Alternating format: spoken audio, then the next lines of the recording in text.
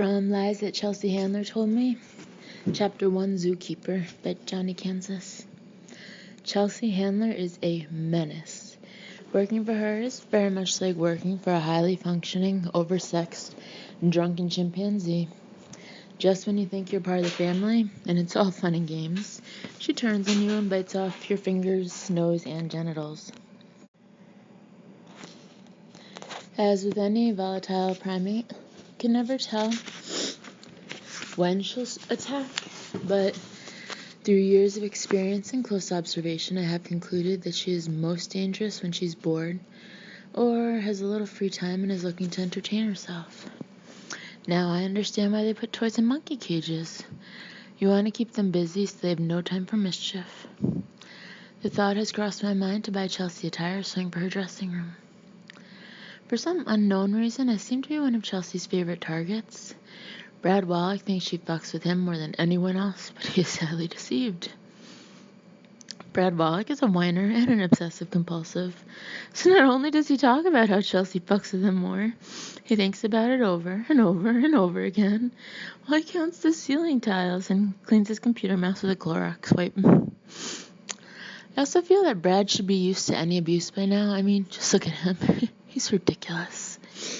I apologize to his parents, who I have met multiple times and who are lovely and very attractive people. Honestly, I wouldn't mind taking his mom for a spin around the dance floor, but I'm sorry. Brad looks like a newborn piglet with a red Jufro. If you didn't know better, you'd think little orphan Annie had had a sex change operation with less than optimal results. I had some big glasses and a twitch, and you've got a guy who got his ass kicked religiously in high school. I'm sure people have been fucking with him for most of his life. Getting back to Chelsea. Just so you know what I'm dealing with, let me explain. Chelsea introduces me as a little girl to everyone, whether it's her family, new people at the show, people at dinner parties, or entertainment executives. I guess you could call that a lie because, for the record, I'm not a little girl. I'm a grown man and a producer at Chelsea lately. Even though little girls are cute and cuddly, they don't exactly command a lot of respect in the rough and tumble dog who took my sandwich world of Hollywood.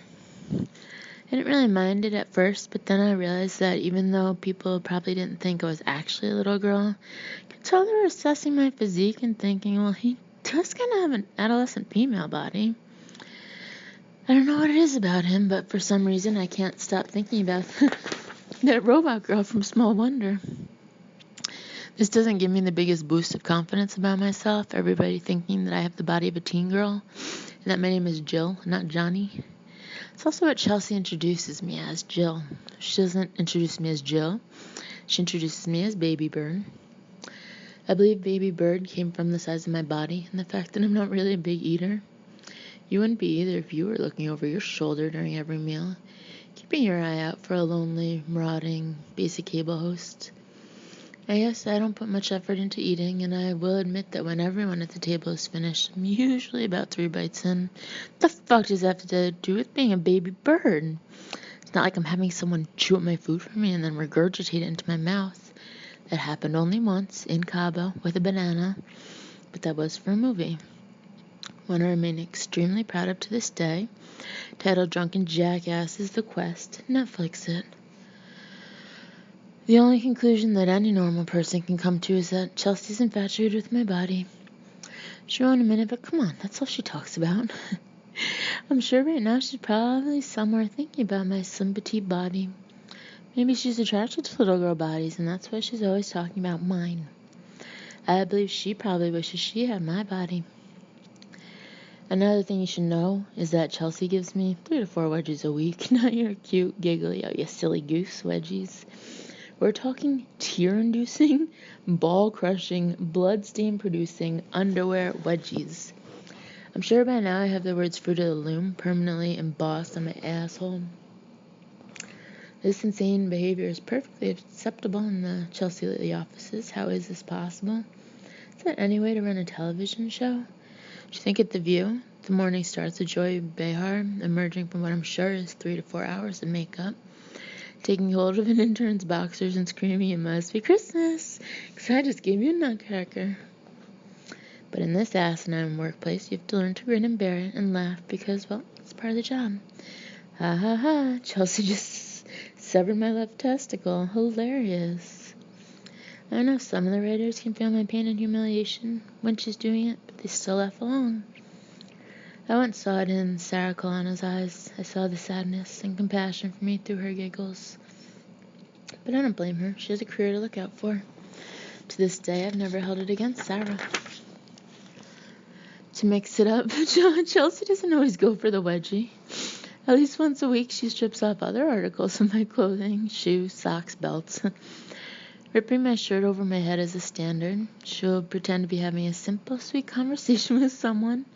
Then out of the corner of my eye, I'll start to sense her slowly sidling up to me. I'll flinch, then she'll start in, "What? Why are you flinching? I'm not doing anything. It's a little girl." Of course I'd flinch, you liar. Why wouldn't I? You think Tina Turner didn't jump every time Ike reached for the salt? Chelsea is a very strong woman, in almost a mannish way. She has the soldiers of an outside linebacker. Chelsea and I once actually met Brian Urlacher, linebacker for the Chicago Bears, when we were in the Bahamas, and I'm positive I caught him looking at her build with surprise and envy. There are times when I'm in the middle of a skirmish with Chelsea, with my arms pinned above my head and my shirt pulled over my face. And I think she may have missed her calling, and that she should have taken advantage of her surprising retard strength and gone into professional wrestling. Now entering the ring from the great state of New Jersey, Kaslopis face. One of her favorite times to assault me is right before we tape the show. She'll be all dolled up with hair, makeup, and 6-inch heels ready for the camera. If I try to fight back at such a moment, she pulls out the "Don't mess up my hair. Watch out, baby bird. This journalist has a show to do." Standing alongside her, wearing bright red lipstick, will be her rather questionable lesbian stylist, Amy, yelling at me not to mess up Chelsea's clothes. Really? Maybe someone should tell Chelsea not to start a wrestling match in the hallway before she steps in front of an audience. On occasion, she's actually called to others for help in holding me down. Now, throw in the largest lesbian on record, Fortune Feimster, who thunders out of her office to grab me. It's criminal. While she picks me up by the scruff of my neck with one massive hand, Chelsea rips my shirt off and displays it like some sort of wash ball cotton trophy. I can only assume this is her pre-show prep to get fired up for the taping. A simple prayer circle would work for a more reasonable person, but where is the invigorating humiliation in that? Chelsea needs more, just like the ancient warriors who sacrificed a virginal goat before battle. That is, if they ripped the goat's shirt off first. All this leaves me standing in the office without a shirt on. Wandering around at work topless just screams professionalism. But that's one of the first things you learn in business school. It's hard to take a man seriously when you can see his nipples. I don't want to give you the impression that I'm not proud of my nipples. My right nipple, if I leave it to its own devices, will grow a long, silky brown hair. When I was in college, I named him Harold. Anyway, being topless on the job leaves me no other choice but to go to the wardrobe room to find something to wear. Unfortunately, for the fashion-forward hipster that I am, wardrobe is filled only with crap for Chelsea. So now I'm stuck wearing one of Chelsea's tops the rest of the day. And her blouses are normally baggy on me. I don't know who this is more embarrassing for, me or Chelsea. The only saving grace is that we both have blue eyes, so a lot of her tops are somewhat flattering on me, and have been known to make my eyes pop. This can turn your day around after being physically violated by a woman. All of this may help you understand why I am rarely at my desk during the day. First, I'm obviously out and about, shooting different segments for the show, but it's mostly because it's good to keep on the move when Chelsea is roaming around looking for a target. If I'm in my office, I'm a sitting duck. It's better never to be in the same place for long, but this brings up a whole other set of difficulties. If she can't fuck directly with my person, she will fuck with the next best thing, my desk. It's not a jar of salsa emptied onto my chair, it's steamed clams. Without butter or oil, that's how she pretends to like them. In my top drawer. Numerous times I've come into my office to find my trash can and everyone else's trash can upended onto my desk. I know it's just not my trash because I'd never subject myself to eating beef stroganoff before 5 p.m. One day I picked up my phone and realized that Chelsea had cleverly taped a dead moth to the mouthpiece. I don't know which took longer. Her delicately taping its little dead body to the portion of the phone closest to my mouth, or tracking down the innocent moth and killing it. Why would I expect her to respect my desk when she doesn't even respect me, or, more important, my Cadillac? It's a fucking Cadillac. A vehicle that combines power, performance, and luxury should command respect. When I'm on the road, people pay heed because I am behind the wheel of an American driving machine. You might ask me when I turn it on, does it return the favor? The answer is yes. The first day I got it, I proudly took Chelsea for a ride around the block so she could, quote-unquote, experience Cadillac. First, she refused to sit in the front seat like a regular person and insisted on sitting in the back like driving Miss Daisy, saying the only time she rides around in town cars is when she's being chauffeured. And you know what that big-titted, loudmouth New Jersey broad did? She had 2 turkey meatballs in each of my backseat pockets in my brand new Cadillac. Chelsea basically survives on turkey meatballs, arugula, and pints of hummus, not unlike an actual chimpanzee. Her brother Roy prepares these by the dozen each week so Chelsea can try to avoid her natural instincts, which would be to gorge herself on raw meat and nacho cheese. I drove around for a week with all 4 windows down at high speeds trying to drain out the stench I assumed had been left behind by Chelsea's own vileness. It wasn't until I had 2 actual backseat passengers in my car a week and a half later that I discovered the 2 dried-up handler meatballs. I don't care if you hang a real fucking pine tree from your rearview mirror, that foul turkey meatball stench will be in your car forever. And even if by some miracle I could ever exorcise it from my beautiful Cadillac DTS, I still will never be able to exorcise the thought of her violation. The favorite target of the abuse she heaps on me is my computer. To Chelsea, discovering an unattended, unlocked computer is like finding a giant bowl of dicks. She can't keep her hands off it. Until I started working with Chelsea, it never occurred to me that I would need to lock my computer. Why would it ever cross my mind that if I left my computer unattended, some crazy person would use it as a device to demolish my life? I know why that sick bitch loves it, because of my computer, it's not just a ripped shirt, stretched out underwear, or big beans piled high on my new Sports Illustrated. It's deep, it's personal, and it's motherfucking devastating. One of the things she does when she finds my computer unlocked is respond to my emails or randomly pick out her name in my contact list and email them a message. This would be fine if she signed the messages Sincerely Chelsea Handler, but what would be the fun in that for a deeply troubled 35-year-old woman? No, it's much more entertaining to write a humiliating note to someone I haven't spoken to in 5 years and sign it, "Miss you tons, my cat died of AIDS, XOXO, love Johnny." I think I should mention a couple of things here. First, Chelsea is an insanely fast typist. She's like one of those idiot savants you see on 60 Minutes who can't tie their shoes, but can play the shit out of Rachmaninoff on the piano. Chelsea can't sing, can't cook, and she looks like an asshole on the dance floor, but she can type like a coked out court reporter with a plane to catch. I don't know why or when she learned to type like that, but my guess is that in high school someone said, "We're giving free abortions to the fastest typist in the room." Second, Chelsea shows up to work every single morning dressed from top to bottom in workout clothes. She pretends that after the morning meeting she's going to the gym, but I think she's just incredibly proud of her prominent camel toe. She wears 2 sports bras when she, quote-unquote, works out. Apparently she needs 2 bras so she doesn't beat herself to death when she jogs, but I know it's so her big fucking tits don't get in the way when she's frenetically typing and vandalizing my life. These 2 things are what help to make her so incredibly dangerous that within seconds shit goes really bad. Here's an office favorite. Chelsea was on one of her I'm bored predatory strolls to the office one day when she found my computer unlocked. Since lunch that day had nothing in it that would have been interesting to smear on my keyboard, she decided to do me a favor and answer a few emails for me. I didn't know what had happened until after the show when I got back to my computer and found some emails from Kenneth Falcon, one of the senior vice presidents of E! Entertainment. I've never met Mr. Falcon, but his name always puts a smile on my face.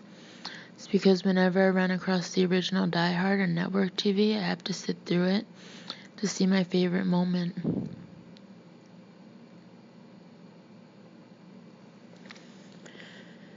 When the network censors have to figure out what the shit they're gonna use to replace profanity in Bruce Willis's character's famous catchphrase, "Yippee-ki-yay, motherfucker." Wait for it, here it comes. Yippee-ki-yay, Mr. Falcon. Exactly. There's nothing unusual about receiving an email from Mr. Falcon because he sends out corporate-wide messages every day about things that don't affect me and crap I completely ignore. But the email I was looking at was different because I noticed it was addressed specifically and personally to me. By that point, I'd been working with the busty habitual liar, Chelsea, for quite some time, so I was smart enough to realize that Liar Liar Pants on Fire had responded to one of Mr. Falcon's messages from my email account. My mind reeled with the possibilities. What could I possibly have said to one of the senior VPs of the company I work for? I looked quickly to the beginning of the email chain to see what my dear friend and boss had done to ruin my life. I knew she'd done something terrible, because if there's one thing I can say about Chelsea, it's that she never does anything half-assed. I started with the original corporate-wide email. Enjoy.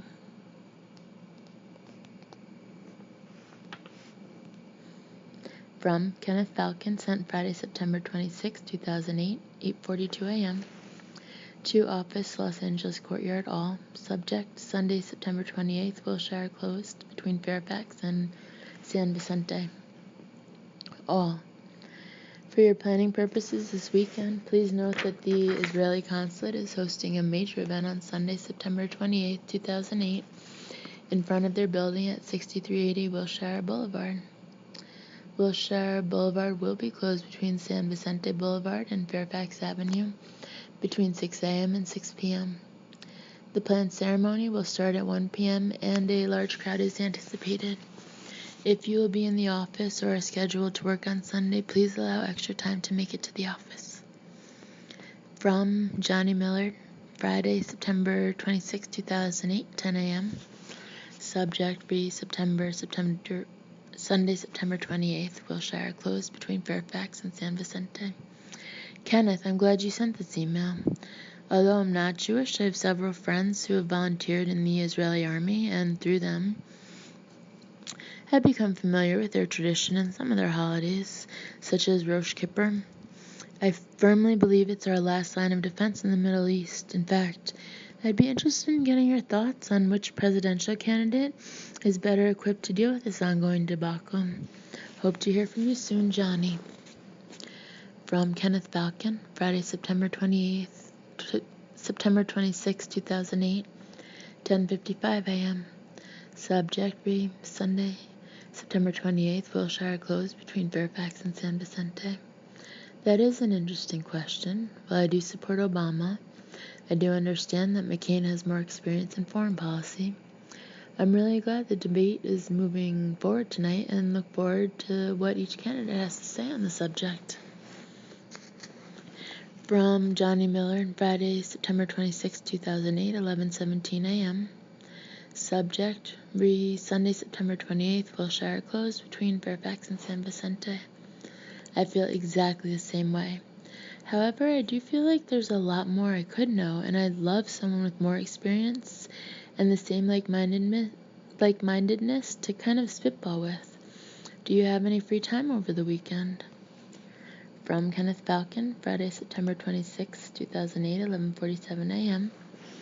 Subject, Sunday, September 28th, Wilshire closed between Fairfax and San Vicente. I'm actually in the desert this weekend. Maybe we can hook up for lunch or coffee next week. You're in the 12312 building, right? From Johnny Miller, Friday, September 26, 2008, 12 p.m. Subject, Sunday, September 28th, Wilshire closed between Fairfax and San Vicente. I could come out to the desert.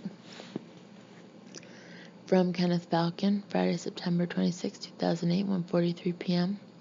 Subject, Sunday, September 28th, Wilshire closed between Fairfax and San Vicente. It's actually a working weekend. My partner and I are putting one of our places in Palm Springs for sale this weekend, and we need to wrap up some things before we meet with our agent Sunday. Let's shoot for lunch next week. Wednesday is the best day for me, as I can sit in on Tammy and Lauren's weekly meeting. Let me know. I could come out to the desert. What the fuck did he think when he read that? I'd love someone with more experience and the same like-mindedness to kind of spitball with. Why hadn't I just come out and asked him if I could French kiss his soft mouth during his steamy slow dance at this year's Palm Springs White Party? Maybe in between the appletinis and teabagging, perhaps we could have discussed the complex situation in the West Bank. This was not an ideal situation for many reasons. I didn't know anything about Israel or Jews in general. I didn't particularly care for the desert. And oh yeah, I happen to have an affinity for vagina. At this point, Chelsea showed up at my desk to see the results of her handiwork and to bask in her glory. This is the moment she lives for, and as soon as she saw the panic on my face, she doubled over in uncontrollable laughter and peed in her stupid workout stretch pants. Whenever Chelsea laughs really hard, the veins in her neck protrude. Her face turns red and she wets her pants. Not a lot, but just enough to make it look like she sat on a large lemon wedge. Think she should get that checked. So now she was rolling around in her own urine, crying and gasping for air. And everyone was gathering in my office laughing just as hard as Chelsea. And to make matters worse, Chelsea's older and more mature lover, Ted, who just happens to be the president of E, stopped by and wanted in on the sick fun. He came into the room like the dorky kid in the cafeteria who walks up to a group of cooler kids who are cracking up and stands there laughing along like he's one of the gang.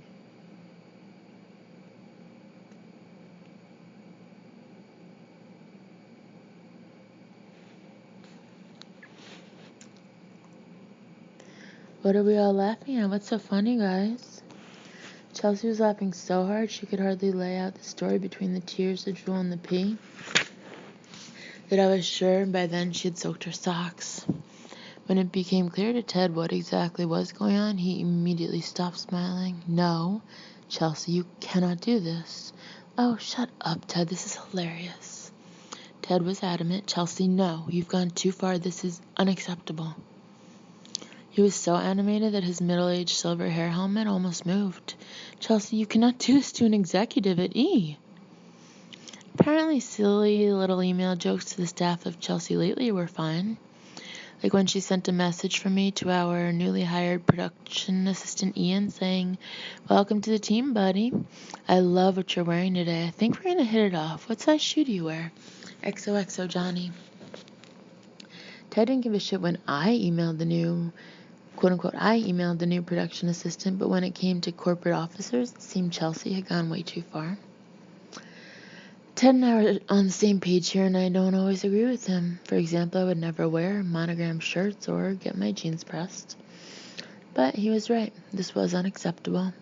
Plus, I don't know if I need to point this out, but if you were forced to choose between Chelsea and me, I'm pretty sure Ted would fire the one who was not fucking him. I told Ted that I would just write my now dear friend Kenneth and explain that Chelsea had a severe mental problem and had hijacked my computer. I knew it was not the kindest thing to do because generally if I'm coming on to a man, I don't want to turn cold so quickly. It's never a good way to end a relationship with a man you've never met. I prefer to do it like a gentleman in a steam room wearing a towel. But if it has to be done, then it has to be done.